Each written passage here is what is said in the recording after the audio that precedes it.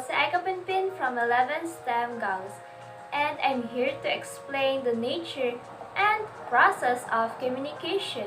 So first, what is communication? Communication is a process by which people create or send symbols that are received, interpreted, and responded to by other people. So now, let's tackle the nature of communication. Communication is a process. When we say process, it follows steps that is, it cannot be proceeded if the first step has not been done. Communication occurs between two or more people. It means that there is a need for a speaker and receiver. And lastly, communication can be expressed through written or spoken words, actions, and gesture, or both at the same time. So, in order for us to understand more, here are the 9 elements of communication: speaker, message, encoding, channel, decoding, receiver, feedback, context, and barrier. And these are the 9 elements of communication. So now, let me explain to you the process of communication. Do you know the process of communication takes place or begins with the speaker?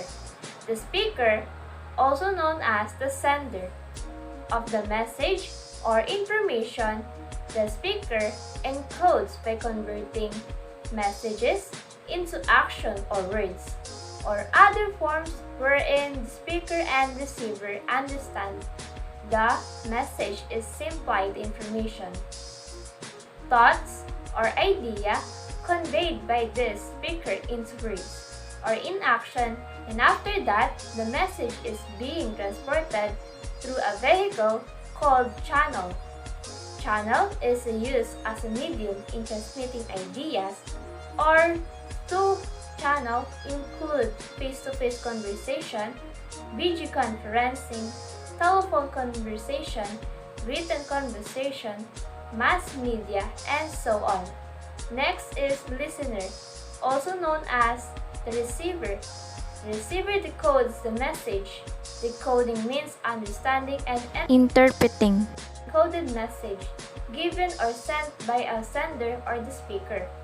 When receiver decodes the message, he or she can how make a response, also known as feedback.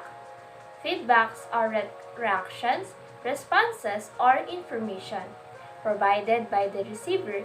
It can be sent through different channels.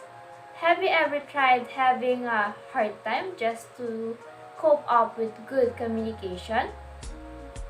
Yes, it happens. You know, sometimes misunderstanding happens because of the presence of noise. And this noise is also known as barrier. Barriers are factors that affect the flow of communication. We have two types. It could be external or internal. When we say external, these are barriers that happens outside. It could be a sound of dog's bark. It could be from the people around us, or some coming from a vehicle, anything that distracts the flow of communication. We call them external barriers. The other one is the external noise or internal barrier. These barriers happen to us since it is not visible. It is hard for us to control. It could be feelings, emotion, or anything that happens a communication. Process. The context is the environment wherein communication takes place. It's also the settings or the situation where communication process occurs.